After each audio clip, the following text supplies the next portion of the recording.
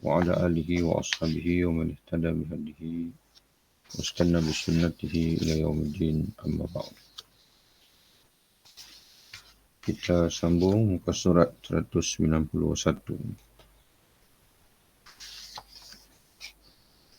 daripada bab yang kelima, iaitu fi adabil muta'alim wal mu'allim. Bab yang menceritakan berkenaan dengan adab-adab penuntut ilmu dan juga guru. Kita masih lagi berada dalam adab yang pertama bagi penuntut ilmu, iaitu seorang penuntut ilmu seharusnya mementingkan penyucian jiwa, menyucikan batin ataupun jiwa daripada akhlak-akhlak yang tercela. Jadi Imam Al-Ghazali rahimahullah yang menyatakan bahawa bentuk dalam dunia ini mengalahkan erti. Di dalam kehidupan dunia ini, kata Imam Ghazali, merupakan kehidupan yang mementingkan zahir, bentuk mana surah luaran, berbanding dengan maknawi. Bentuk dalam dunia ini mengalahkan, yakni mengatasi arti. Arti ini maknawi. Kehidupan kita sebut dalam bahasa kita jiwa raga, jiwa. Yang jiwa itu merupakan hakikat dalaman diri manusia yang lebih bersifat maknawi, yang tidak dapat ditanggapi oleh panca indera, tapi dapat dimengerti oleh hati sanubari kita. Adapun raga itu bentuk luaran. Jadi di dunia ini, bentuk luaran itulah yang mengatasi bentuk dalaman yang bersifat maknawi ataupun bersifat pengertian yang hanya dapat ditanggapi oleh batin manusia. Dan erti, yakni benda yang bersifat maknawi itu tersembunyi dalam bentuk, dalam raga tadi, dalam tubuh. Di akhirat, tapi di akhirat, kata Imam Ghazali, bentuk itu mengikuti erti. Kalau di dunia ini, arti maknawi itu mengikuti bentuk, mengikuti tubuh, tapi di akhirat nanti pula sebaliknya, iaitu jiwa kita itu akan bentuk akan mengikuti jiwa, dan ertilah, maknawilah yang akan menang. Jadi kalau jiwa kita bersih di dunia ini, maka akan menjelmalah kehidupan yang bersih di akhirat, kehidupan yang bahagia di akhirat.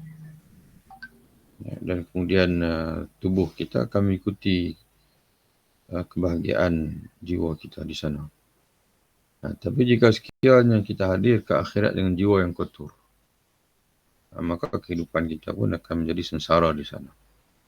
Dan sekaligus tubuh yang baru yang Allah Ta'ala akan berikan kepada kita di sana pun akan sengsara, akan disiksa dalam neraka. Dari itu masing-masing orang, mana setiap manusia apabila tiba di akhirat nanti, dibangkitkan dalam bentuk yang maknawi. Ditulis itu dibangkitkan mengikut bentuk yang maknawi.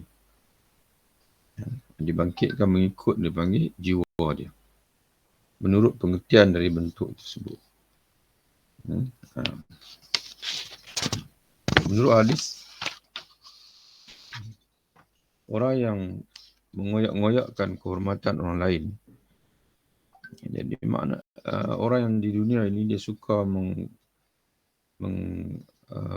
menjatuhkan maruah orang lain, merosakkan maruah orang lain, akan dibangkitkan sebagai anjing yang menyalak. Orang yang loba kepada harta benda orang lain, orang yang tamak, tidak cukup dengan apa yang Allah Ta'ala berikan kepada dia, sebaliknya dia tamak dengan apa yang ada pada orang lain, maka dia menipu orang. Dia mengurangi timbangan, kecoh dalam jual beli, dia terlibat dengan rasuah, dia terlibat dengan pecah amanah dan sebagainya. Walhamdulillah. Maka di akhirat nanti dia dibangkitkan sebagai serigala yang ganas. Orang yang menyombong terhadap orang lain dibangkitkan dalam bentuk harimau.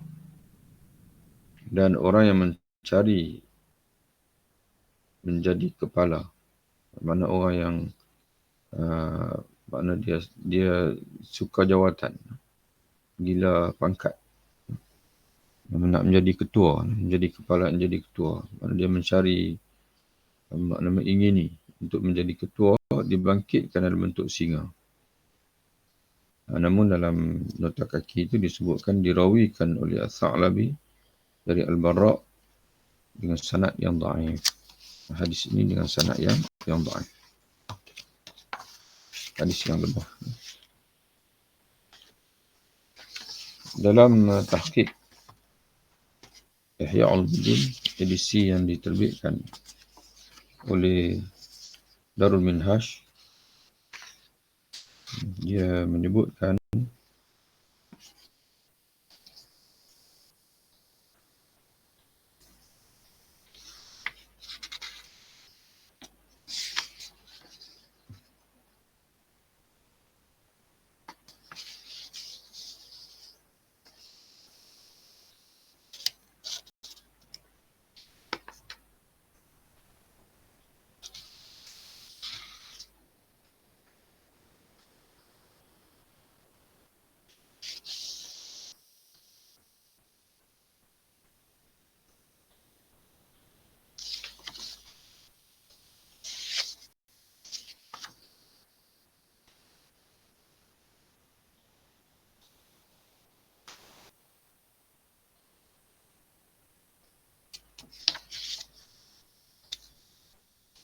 kita teruskan, tidak ada tahqiq dari sini.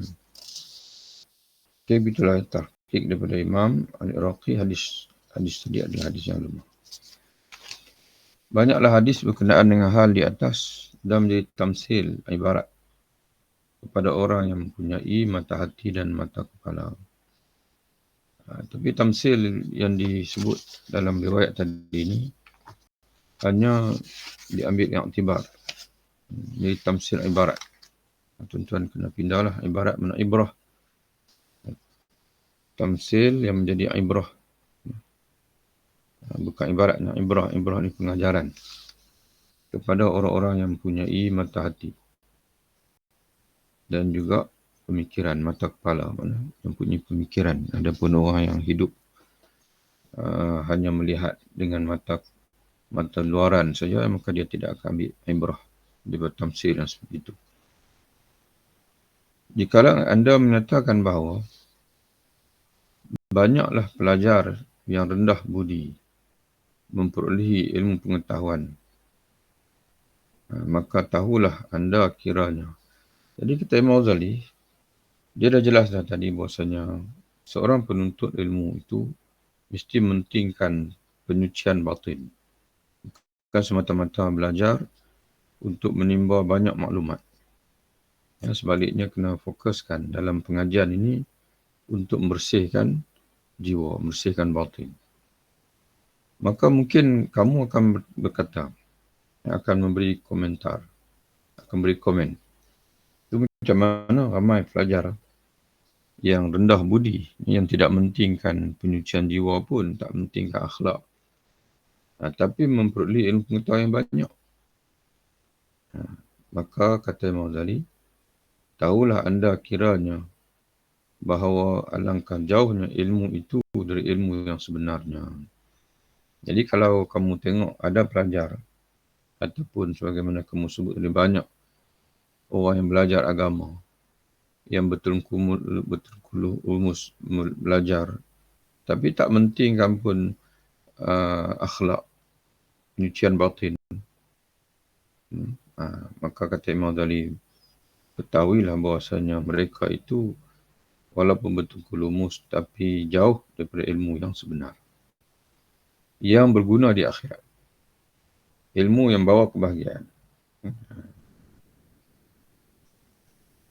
Yang pertama kata Imam Ghazali, ini Imam Ghazali ingin menjelaskan bagaimana jauhnya orang yang menuntut ilmu tapi tidak mementingkan penyucian jiwa, penyucian batin itu. Yang mereka sebenarnya menyimpang jauh daripada ilmu yang sebenar. Yang pertama kata Imam Ghazali, yang pertama yang sekali dari ilmu itu, mana perkara yang pertama yang menjadi sifat ilmu yang sebenar itu ialah nyata kepadanya, mana nyata bila dipelajari akan nampak kepada orang belajar itu bahawa maksiat adalah racun yang bunuh, yang binasakan. Itu kalau betul lah kalau kita ni menuntut ilmu yang sebenar. Dalam hidup kita ni kalau betul kita menuntut ilmu yang sebenar, perkara yang pertama sekali yang akan nampak kepada kita ialah maksiat ini merupakan racun. Maksiat merupakan racun yang bunuh dan binasakan. Adakah anda melihat orang mengambil racun dengan mengetahui, yakni dalam keadaan mengetahui bahawa itu racun bunuhnya? Jadi bila seorang yang belajar menuntut ilmu agama, tapi pada masa yang sama dia masih melakukan maksiat. Di antara maksiatnya ialah apabila dia membiarkan batin itu masih bersarang dengan akhlak-akhlak yang buruk, yang tercela. Jadi kata Imam Ghazali, kamu ada berjumpa ke orang yang minum racun dalam keadaan dia tahu racun itu membunuh? Jadi dalam kehidupan nyata tak akan jumpa. Maka begitulah juga kalau seorang itu dia kata dia mengaji agama tapi dia masih melakukan maksiat. Makna dia tahu maksiat itu racun tapi dia masih buat perkara yang boleh membinasakan jiwa dia. Jadi menunjukkan bahasanya dia sebenarnya belum mempelajari agama. Ataupun dia belajar benda yang kurang penting dalam agama. Macam kita muhasabah kita inilah. Kita belajar agama tapi semakin belajar menjadikan kita tu hanya sebagai orang suka bertengkar, suka berbalah, merasakan diri lebih daripada orang lain. Jadi kata Imam Ghazali, kita seolah-olah tahu itu racun tapi kita masih lagi minum. Maka dari sudut akli, dari sudut logiknya tidak akan ada orang sebegitu. Tapi wujud dalam alam pengajian agama ni benda tu wujud. Walaupun dalam realiti tidak ada orang yang mengetahui itu racun dan dia masih minum. Tapi dalam kehidupan pengajian agama ni dia wujud benda itu. Dia tahu benda itu maksiat. Tapi dia masih lagi membiarkan dirinya bergelumang dengan maksiat batin dia panggil. Yang maksiat batin itu riak, sombong, ujub dan sebagainya. Dan demikian bukanlah yang anda dengar dari orang itu ialah perkataan diucapkan. Maka bila seorang itu dia belajar mengulang kaji ilmu dan menghafal tapi tidak menjaga batin, maka kata Imam Ghazali, yang anda dengar dari orang itu ialah perkataan yang diucapkannya dengan lidahnya. Maknanya bila dia menghafal ilmu, mengulang kaji dengan lidah sebagainya itu, tapi dia pada yang sama dia tidak jaga batinnya itu, kata Imam Ghazali, apa yang anda dengar daripada perkataan yang dia ucapkan dengan lidahnya itu dalam satu bentuk dan diulang-ulangnya dengan hatinya dalam bentuk yang lain, yang demikian itu bukanlah ilmu namanya. Pada hakikatnya bukan ilmu. Berkata Ibnu Mas'ud radhiyallahu anhu. Jadi kesimpulannya kata Imam Ghazali yang kita dapat faham daripada apa yang Imam Ghazali sebut, kalaulah kita hanya sekadar ulang-ulang ilmu tapi tidak menggunakan ilmu itu untuk menyucikan batin, kita sebenarnya belum dikatakan mencari ilmu atau menuntut ilmu. Berkata Ibnu Mas'ud radhiyallahu anhu, tidaklah ilmu dengan banyak cerita. Tuan-tuan perempuan tulis itu banyak riwayat. Tidaklah ilmu itu dengan banyak meriwayatkan ilmu, banyak menceritakan ilmu. Tetapi ilmu adalah nur Tuhan, cahaya Allah yang ditempatkan di dalam dada. Cahaya ni bila duduk dalam dada, dia akan menyuluh dada, menyuluh hati kita jalan yang benar. Berkata setengah mereka, sesungguhnya ilmu itu takut kepada Allah. Berkata sebagian ulama, sesungguhnya ilmu itu ialah khasyatillah, takut kepada Allah. Kerana firman-Nya, kerana Allah berfirman dalam surah Fatir ayat 28, innama yakhsyallaha min ibadihil ulama. Sesungguhnya orang yang takut kepada Allah dari kalangan para hamba-Nya ialah ulama, orang yang berilmu. Diterjemah di sini alim ulama. Tapi asalnya yang lebih tepatnya adalah orang yang berilmu. Kerana istilah ulama ini orang yang banyak maklumat pada zaman inilah. Tapi Allah Ta'ala nak maksudkan di sini, orang berilmu itu ialah orang yang takut kepada Allah. Maknanya kalau dia tidak takut kepada Allah, di sisi Allah Ta'ala dia tidak alim. Di sisi Allah dia tidak alim. Dengan firman itu, seakan-akan Allah menunjukkan kepada kita akan faedah ilmu yang lebih khusus. Faedah ilmu dalam bentuk yang dipanggil yang istimewa, dipanggil, yang sebenar. Dari itu berkata sebagian ulama muhaqqiqin, mana ulama yang telah menyemak daripada segala jenis pandangan, segala macam pandangan, mereka menyemak yang hak, itu muhaqqiqin, yang sebenar, yang tepat, yang rajih, itu muhaqqiqin. Tengok dalam bidang masing-masing lah.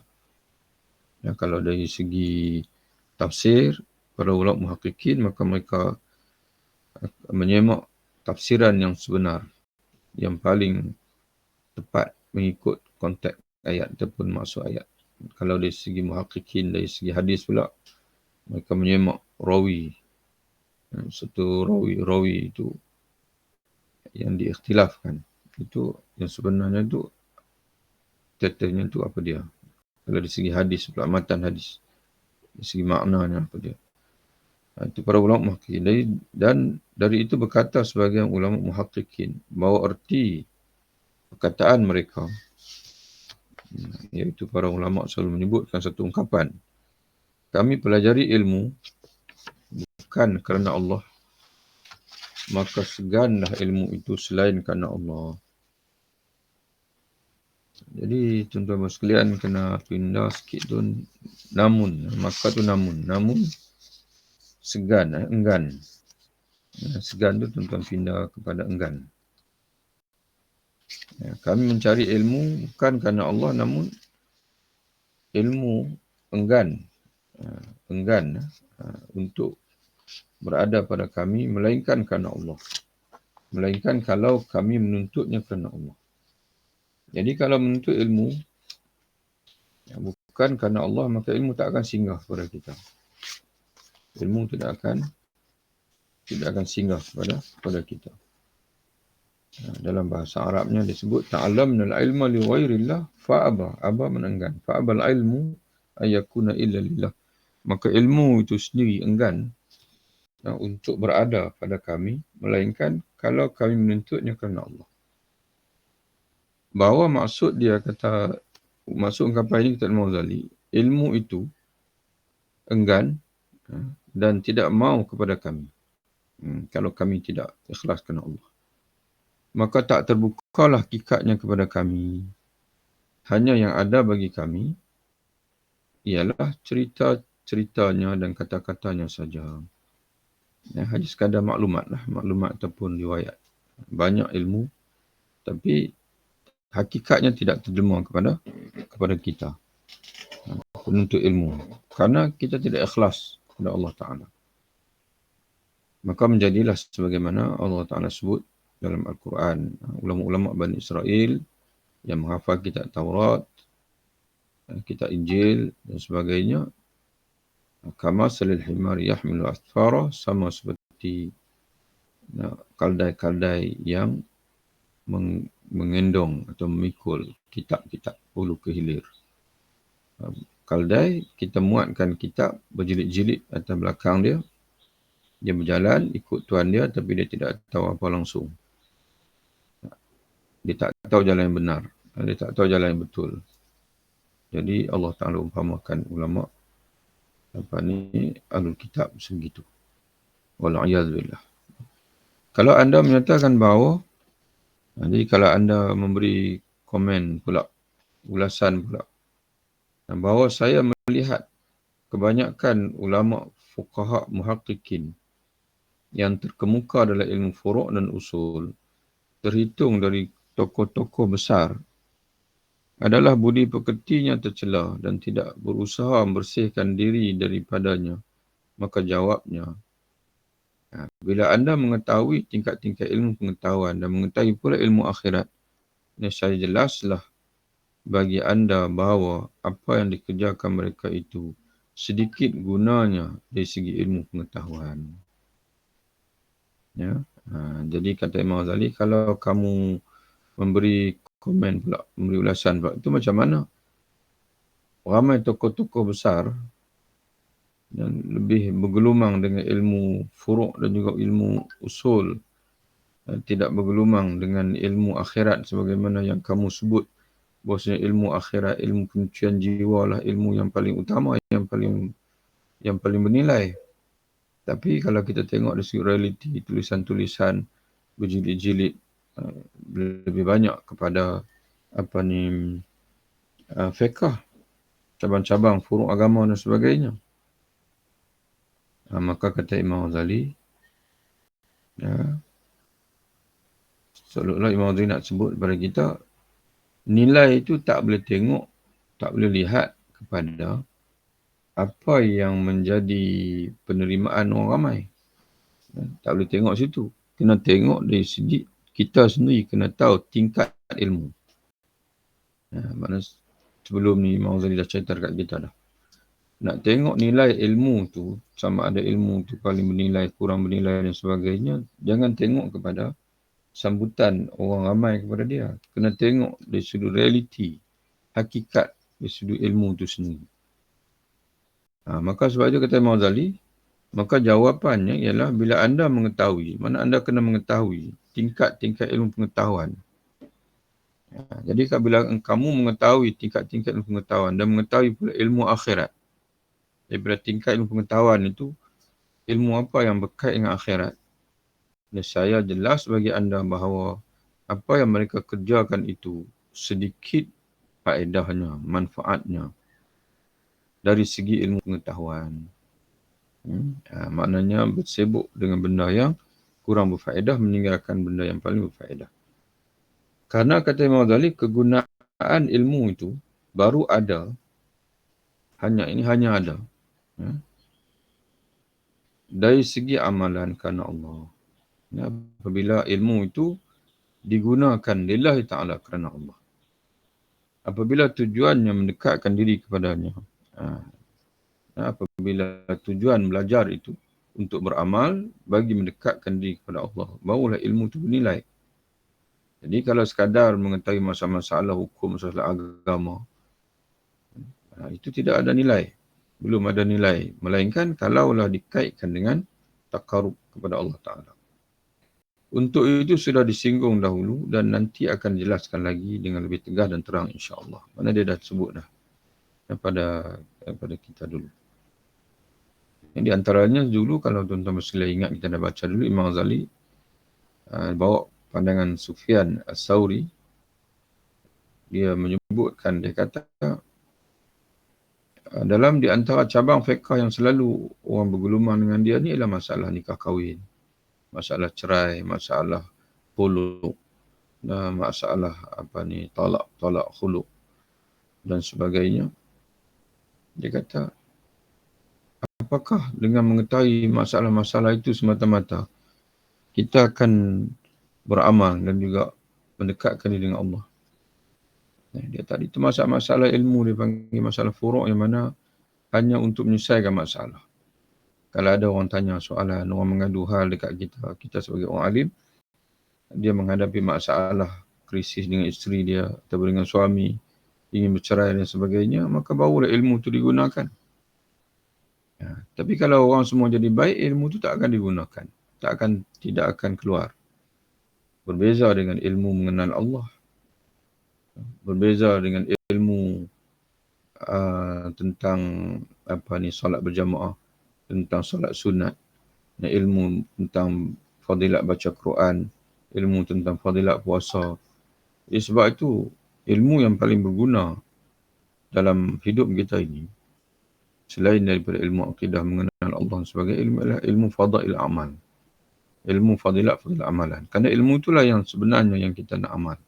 Yang kita perlukan untuk targhib, untuk beri motivasi kepada kita tentang keperluan kita beramal untuk memsiapkan pahala bagi kehidupan kita di akhirat. Tapi ilmu itulah kurang dipelajari. Kerana tidak ada sambutan oleh masyarakat. Berbeza dengan kalau kita belajar, faham fiqh, mahir fiqh dan sebagainya, kita akan jadi terkenal. Tugas yang kedua, selesai dah tuan-tuan sekalian. Tugas yang pertama yang mesti didalami ataupun diberi perhatian oleh penuntutnya itu penyucian jiwa. Memberi perhatian, memberi keutamaan kepada tazkiyatun nafs. Tugas yang kedua pula, tugas yang kedua yang mesti dilakukan oleh seorang penuntut ialah seorang pelajar itu hendaklah mengurangkan hubungannya dengan urusan duniawi, menjauhkan diri dari kaum keluarga dan kampung halaman. Sebab segala hubungan itu mempengaruhi dan malingkan hati kepada yang lain. Ini bagi tuan-tuan sekalian yang memang nak menjadi penuntut ilmu sebelum masa, mesti kurangkan hubungan dengan dunia. Dan juga pergaulan dah. Kurangkan pergaulan, sebaliknya tumpukan kepada ilmu. Sebab segala hubungan itu mempengaruhi dan malingkan hati kepada yang lain. Yang mana akan menyebutkan kita daripada memberi penumpuan kepada ilmu. Sebagaimana Allah Subhanahu Wa Taala menyebutkan dalam firman-Nya, "Ma ja'alallahu li rajulin min qalbayni fi jawfihi." Allah tidak menjadikan bagi seorang manusia itu dua hati dalam rongga tubuhnya. Maknanya dua penumpuan hati. Jadi kalau hati dia tumpu pada ilmu, dia terpaksa tinggalkan yang lain. Tapi kalau hati dia sibuk dengan perniagaan, sibuk dengan urusan duniawi, maka dia terpaksa tinggal ilmu. Dia tak akan boleh untuk memberi penumpuan. Hati dia tak akan boleh memberi penumpuan pada ilmu. Kerana dalam diri manusia itu, Allah Ta'ala hanya mengizinkan ada satu hati saja. Satu tumpuan hati saja. Ataupun tumpuan batin. Apabila fikiran itu, kata Imam Ghazali, telah terbahagi, tidak fokus lagi, maka kuranglah kesanggupannya untuk mengetahui hakikat-hakikat yang mendalam dari ilmu pengetahuan. Dari itu dikatakan, ilmu itu tidak menyerahkan kepadamu sebahagian daripadanya sebelum kau menyerahkan kepadanya seluruh jiwa ragamu. Jadi, kita nak dapat sebahagian daripada ilmu, kata Imam Ghazali, kita perlu menyerahkan seluruh penumpuan kita. Itu pun hanya dapat sebahagian saja. Mustahil nak dapat semua ilmu. Nak menguasai semua ilmu, mustahil. Hanya kita boleh untuk menguasai sebahagian ilmu. Itu pun, nak menguasai sebahagian pun perlu menyerahkan seluruh jiwa raga. Apabila engkau sudah menyerahkan seluruh jiwa raga engkau, maka penyerahan ilmu yang sebahagian itu masih juga dalam bahaya. Itu pun kalau kita dah serahkan seluruh jiwa raga tu pun, sebahagian ilmu itu pun belum tentu lagi kita akan dapat. Masih dalam bahaya, mana khatir, mana masih dalam risiko juga. Jadi ala kulli hal, tuan-tuan sekalian, sebab itu dalam menuntut ilmu ini kena kembali kepada hierarki ilmu tu. Tak boleh tamak. Nak belajar ilmu, nak belajar ini. Akhirnya kita akan terlepas ke semua sekali. Sebab itu dalam pengajian kitab sekalipun kita kena belajar kitab yang induk, kitab yang utama. Tinggalkan kitab yang kurang dipanggil kurang penting. Lainlah kalau tuan-tuan sekalian punya banyak masa, sepenuh masa dalam ilmu. Kalau tidak ada semua masalah ilmu, maka belajarilah kitab-kitab yang utama, yang paling penting, yang paling penting. Fikiran yang terbagi-bagi kepada hal ehwal yang bermacam-macam itu adalah seumpama sebuah selokan, sebuah turusan kecil, turusan air. Dalam bahasa Arabnya memang disebut jadual. Terusan yang mengalir airnya ke beberapa jurusan. Dahlah turusan tu kecil saja. Kemudian dipecahkan pula kepada saliran-saliran yang banyak. Maka sebahagian airnya ditelan bumi. Dan sebahagian lagi diisap udara. Mana berlaku disedut oleh udara pemulapan. Sehingga yang tinggal tidak terkumpul lagi dan tidak mencukupi untuk tanam-tanaman. Berbanding kalau kita biarkan dia berada dalam satu terusan saja. Bila dipecahkan pula, dicabangkan pula, maka saliran semakin sempit, maka kuantiti air dalam saliran itu sikit saja, maka akhirnya sebahagian ditelan oleh bumi, kemudian sebahagian berlaku pemeluapan, maka akhirnya yang sampai pada tanaman kita di ujung tak ada langsung. Jadi bila pemikiran kita ini bercabang, pemikiran kita bercabang, maka akhirnya kita tak boleh tumpukan kepada ilmu. Tugas yang ketiga. Selesai tugas yang kedua. Untuk ilmu, tugas yang kedua. Tugas yang pertama, mesti mengutamakan penyucian batin. Penyucian hati. Yang kedua, mesti memberi tumpuan. Jadi sekurang-kurangnya, tuan-tuan sekalian, bila kita belajar, fokus kepada kitab. Fokus pada kitab yang kita pelajari itu. Jangan bercabang. Yang kedua, ketika belajar, jangan sambil melihat televisyen, sambil tengok handset dan sebagainya. Kita tak akan dapat ilmu. Sebab itu, tuan-tuan sekalian, kita perhatikan orang yang hadir kuliah dalam keadaan dia masih lagi dengan handset dia, dalam keadaan masih lagi melayani telefon dan sebagainya. Kadang-kadang tengah guru mengajar itu pun dia masih lagi membaca yang lain. Yakinlah bahawasanya ilmu tak akan singgah kepada dia. Kalau kita melakukan yang sama, ilmu tak akan singgah kepada kita. Jadi kita membuang masa. Tugas yang ketiga ialah seorang pelajar itu jangan menyombong dengan ilmunya dan jangan menentang gurunya. Tetapi menyerah seluruhnya kepada guru dengan keyakinan kepada segala nasihatnya. Sebagaimana seorang sakit yang bodoh, yang jahil, dia terpaksa yakin kepada doktor yang ahli berpengalaman. Macam kita jumpa doktor lah. Bila kita jumpa doktor, kita sakit. Jadi kita menyerahkan sepenuhnya kepada nasihat doktor. Jadi dalam pengajian ilmu pun sama. Tapi ramai orang dia tak perhatilah masalah ni. Dia kata seolah macam guru tu maksum. Bukan persoalan itu. Guru itu lebih pandai daripada kita. Kalau tidak, kita tak boleh belajar. Jadi sebab itu tuan-tuan sekalian, ada dua benda yang kita perlu pastikan guru kita tu. Kalau tidak, jangan belajar daripada dia.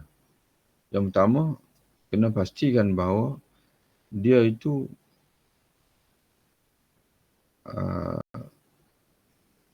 mengajar ilmu yang betul. Itu yang pertama sekali. Sebagaimana pesanan Al-Imam Ibn Sirin, seorang tabi'in, daripada tabi'in al-kibar. Al-ilmu dinun fanzuru amman ta'khudu dinakum. Ilmu adalah agama. Maka nak perhatikan daripada siapa kamu nak ambil agama kamu. Itu yang pertama sekali. Kena pastikan sungguh-sungguh. Kerana kalau tuan-tuan sekalian belajar daripada orang yang salah, mana tuan-tuan menerima racun. Yang bukan menerima penawar. Menerima racun. Ilmu ni tidak boleh silap. Ilmu agama tidak boleh silap. Kerana dia bekalan kita di akhirat. Mesti tahu, mesti yakin sungguh-sungguh. Kalau tak yakin sungguh-sungguh, guru itu boleh menceritakan agama yang betul kepada kita, itu risiko terlalu besar. Yang pertama. Yang keduanya, hendaklah seorang guru itu dia berilmu. Diketahui, dia panggil. Yang pertama tadi kita sebut tadi mempunyai ilmu yang benar tentang agamanya. Yang keduanya, sekurang-kurangnya dia, kalau dia tidak alim dalam segala hal sekalipun, mana dia lebih mengetahui daripada kita. Yang lebih alim daripada kita. Sekalipun dalam satu cabang ilmu tersebut. Jadi bila ada dalam kepala kita, guru yang kita nak pelajari itu, kita yakin dia boleh mengajar kita ilmu agama yang betul dan dia alim, dia sememangnya orang yang alim, maka barulah timbul keyakinan pada kita untuk kita belajar daripada dia. Seharusnya lah seorang pelajar itu tunduk kepada gurunya, mengharap pahala dan kemuliaan dengan berkhidmat kepadanya. Berkata Asy-Sya'bi, pada suatu hari Zaid bin Thabit bersalat jenazah, mengerjakan salat jenazah. Sesudah salat itu selesai, lalu aku dekatkan baralnya, kerana Sya'bi ini dia berkhidmat kepada Zaid bin Thabit, sahabat Nabi, murid sahabat Nabi. Jadi bila selesai Zaid bin Thabit mengerjakan salat jenazah, maka dia pun bawakan baral milik Zaid radhiyallahu anhu untuk dikenderainya dan untuk ditunggangi. Maka tiba-tiba muncul Ibnu Abbas, sahabat yang lain, membawa kenderaannya kepada Zaid untuk ditunggangi oleh Zaid. Maka berkata Zaid, tak usahlah wahai anak paman Rasulullah, kerana Ibnu Abbas, pak dia, ayah dia tu adalah pak penekan Nabi. Jadi dia tu anak pada pak penekan Nabi lah. Jadi Zaid kata, tak usahlah kamu bersusah untuk bawa kenderaan kepada aku, kerana aku ada kenderaan sendiri. Berkata Ibnu Abbas, beginilah kami disuruh berbuat terhadap para alim ulama dan orang besar. Kerana dia nak, walaupun dari segi nasab dia lebih mulia. Kerana dia itu keluarga Nabi, sepupu Nabi. Tapi dia kata, tidak, aku ingin berkhidmat kepada kamu kerana kami disuruh untuk berkhidmat kepada orang alim dan juga orang yang besar, yang lebih tua. Lalu Zaid bin Thabit mencium tangan Ibnu Abbas. Mana Zaid bin Thabit, bila dia salam dengan Ibnu Abbas, dia balas dengan dia mencium tangan Ibnu Abbas sambil berkata, beginilah pula kami disuruh berbuat kepada keluarga Nabi kami Muhammad SAW.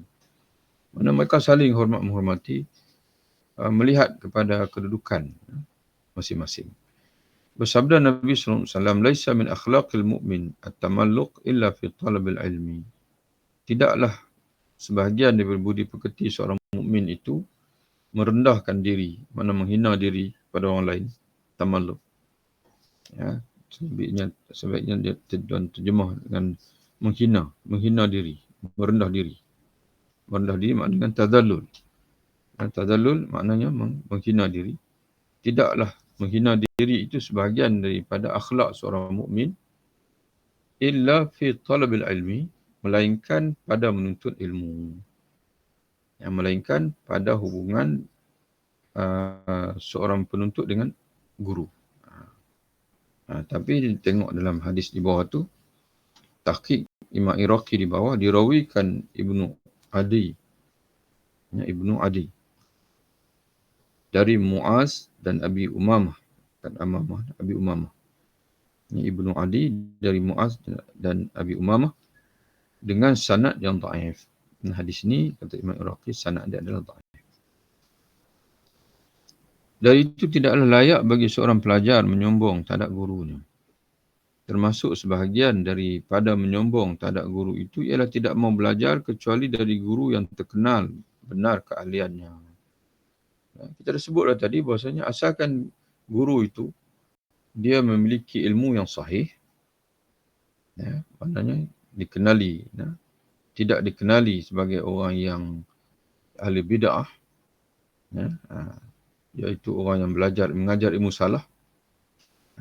Tuan Muslim bila dengar perkataan bid'ah, jangan faham bid'ah ini sebagai bid'ah yang difahami oleh orang hari ini. Orang hari ini dia anggap bid'ah benda khilaf. Benda khilaf tidak ada bid'ah. Perkara khilaf di kalangan para mujtahid tidak boleh timbul bid'ah. Itu semua kefahaman yang tak betul tentang makna bid'ah. Bid'ah ini ialah orang yang mengajar ilmu yang menyimpang daripada ilmu yang sebenar yang dikehendaki oleh Quran hadis. Itu bid'ah. Contoh macam Mu'tazilah, Syiah, itu ahlul bid'ah. Jadi asalkan dia itu tidak terkenal, walaupun dia tidak terkenal di kalangan masyarakat sebagai tokoh yang terlalu alim, tapi dia ada ilmu, kita boleh belajar daripada dia. Dan itu tidaklah layak bagi seorang yang pelajar menyombong terhadap gurunya. Termasuk sebahagian daripada menyombong terhadap guru itu ialah tidak mau belajar kecuali pada guru yang terkenal benar keahlian dia. Jadi tak perlu kita nak belajar itu guru yang terkenal. Yang pentingnya dia ada ilmu yang sahih, sudah madai, walaupun dia tidak terkenal. Ini adalah tanda kebodohan. Maknanya hanya orang bodoh saja yang menunggu untuk belajar daripada ulama yang terkenal. Sebab ilmu itu adalah jalan pelepasan dan kebahagiaan. Orang mencari jalan untuk melepaskan diri dari tekaman binatang buas tentu tidak akan beda-bedakan apakah jalan itu ditunjuki oleh orang yang termasyhur atau oleh orang yang dungu. Apa terjemahannya boleh apa?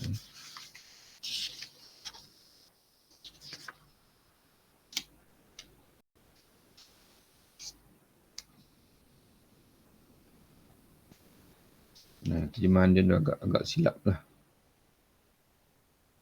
Jadi Imam Ghazali kata, orang yang hanya ingin belajar mengambil panduan dalam agama, dalam kehidupan hanya daripada orang terkenal saja, orang bodoh.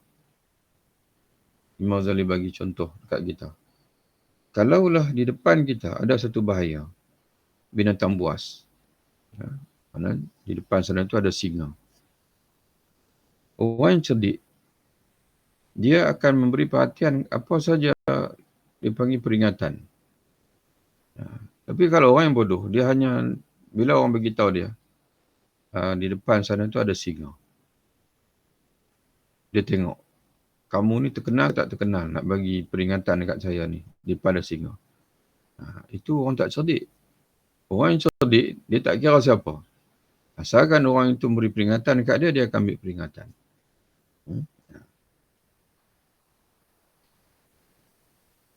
Apakah jalan itu ditunjuki? Orang yang mencari jalan untuk melepaskan diri dari terkaman binatang buas tentu tidak akan beda-bedakan apakah jalan itu ditunjuki oleh orang yang termasyhur.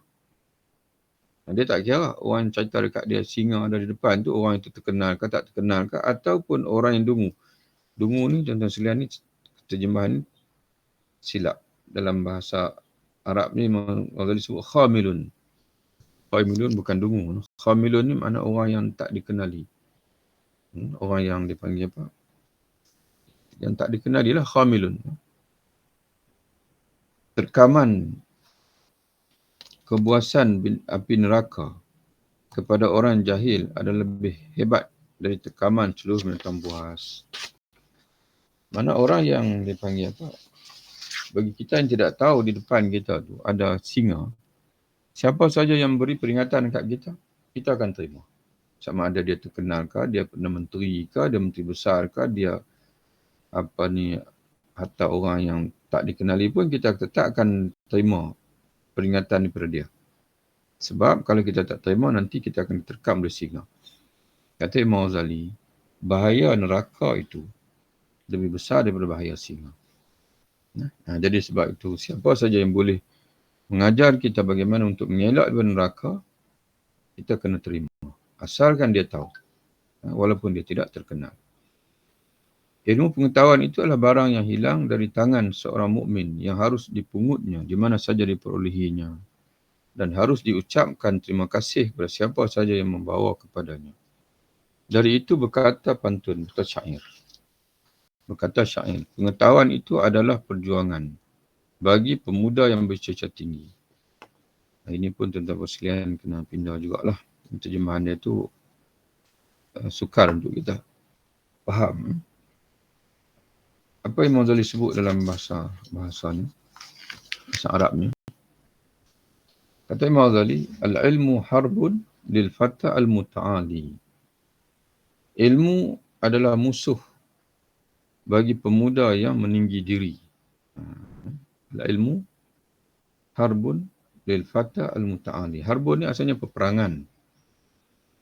Makna peperangan ni makna dia tidak berkawan. Ilmu tidak akan berkawan dengan pemuda yang meninggi diri. Seumpama, kata Imam Ghazali, kasaili, seumpama banjir. Di sini terjemah banjir. Tapi sebaiknya tuan-tuan terjemah as-sail. Banjir boleh juga, tak ada masalah. Tapi asalnya lebih senang kita faham. Ialah limpahan air. Limpahan air. Harbun lil makanil ali. Musuh bagi tempat yang tinggi. Ilmu dia tak akan mesra. Mana tidak akan singgah, tidak akan bersama dengan seorang pemuda. Pemuda di sini tidak semestinya muda dari segi umur. Makna orang yang mana yang muda dari segi ilmu. Kita ni kalau tidak ada ilmu, mana muda lah. Belum tua dia panggil. Kalau orang tua dari segi ilmu ni, orang yang dipanggil dah syekh. Sebab tu orang yang alim disebut syekh. Syekh ni asal maknanya adalah orang tua.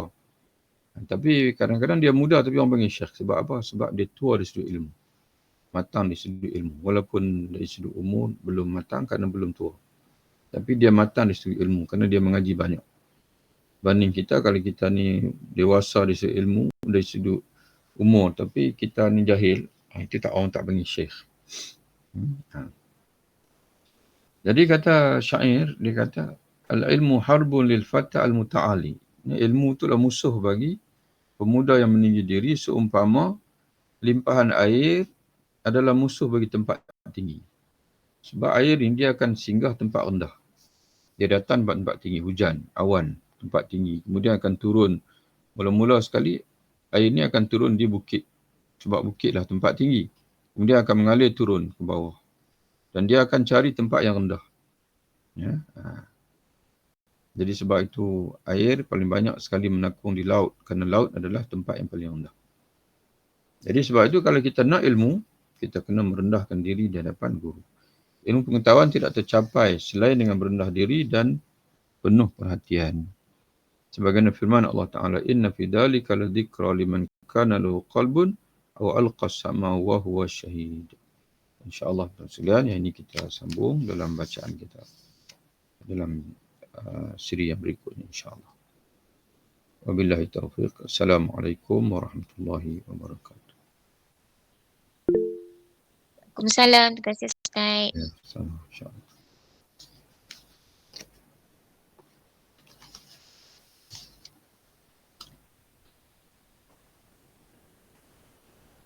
Jumpa lagi insyaAllah.